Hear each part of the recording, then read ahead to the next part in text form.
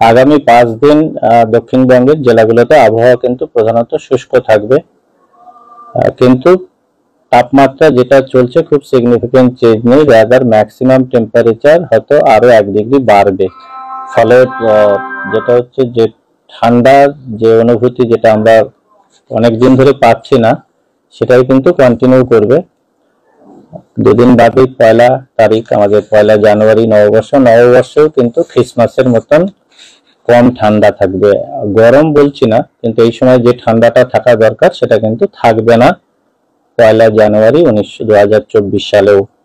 ফলে দক্ষিণবঙ্গে আপাতত যে ওয়েদারটা যেটা থাকছে সেটা শীতকালে নর্মালি যেটা থাকার কথা তার থেকে বেশি গরম।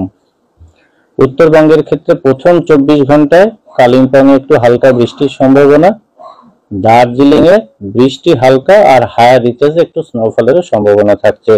বাকি দিনগুলো কিন্তু মূলত শুষ্ক আবহাওয়া। এবার এটা হচ্ছে কেন, যেটা হচ্ছে সাউথ বাংলাদেশ এবং অ্যাডজয়নিং রিজিয়নের উপরে একটা ঘূর্ণাবর্ত আছে, যার ফলে কি হচ্ছে আমাদের রাজ্যে প্রচুর ইস্টার্লি উইন্ড ঢুকছে এবং ময়েশ্চার আসছে। ফলে নর্থ ওয়েস্টার্লি উইন্ডটা বাধাপ্রাপ্ত হচ্ছে। আমরা জানি আমাদের এখানে উত্তর পশ্চিম দিক থেকে যে ঠান্ডা বাতাস আসে তাতে আমাদের দেশে রাজ্যে তো ঠান্ডার নিজস্ব কোনো উপকরণ নেই।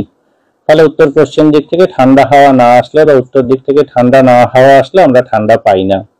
তো ন্যাচারালি যখনই আমাদের এখানে ঠান্ডাটা আইদার কোনো পশ্চিমী ঝঞ্ঝা অথবা বেতে কোনো সিস্টেম হলে বাধাপ্রাপ্ত হয়।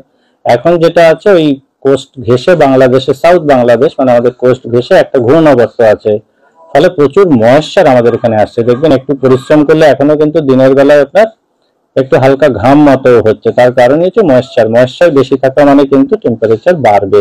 ফলে অ্যাটলিস্ট আগামী 5 দিন ইনক্লুডিং 1 জানুয়ারি খুব সিগনিফিকেন্ট চেঞ্জ নেই, যেরকম ওয়েদার আছে সেরকমই থাকবে। ঠান্ডা ফেরার এই মুহূর্তে সম্ভাবনা নেই, অন্তত আগামী 5 দিনে।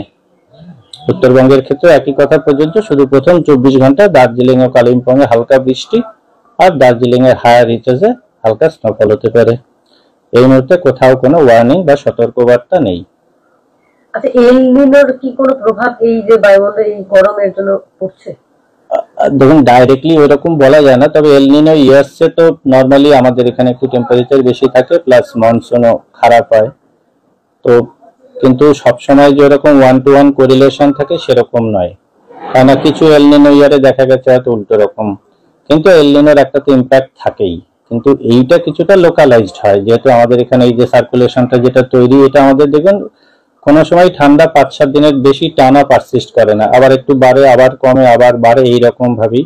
এটা মূলত হয় বেতে কোনো সিস্টেম হয়ে গেলে অথবা যদি নতুন করে কোনো পশ্চিমী ঝঞ্ঝা আঘাত করে। আবার কি জাতীয় শীত পড়তে পারে? আপাতত কিন্তু 3-4 তারিখ অব্দি সম্ভাবনা নেই।